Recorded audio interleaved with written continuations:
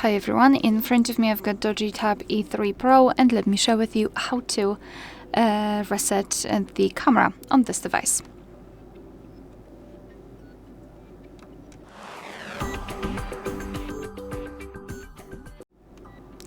So let's start with opening the camera app. And right now we are in the picture mode. However, the mode doesn't really matter here because we will open general settings. So sorry for that hand, but let me just focus the camera. All we have to do is to tap on this settings icon in the left upper corner. Of course, in this configuration, if you've got it turned, you will have it in the right upper corner. So in the settings, we've got this option, Restore Default, which is right here. So let's simply tap on it and confirm it by tapping on OK. Now we just got back to the camera, and it means that we just successfully reset camera preferences.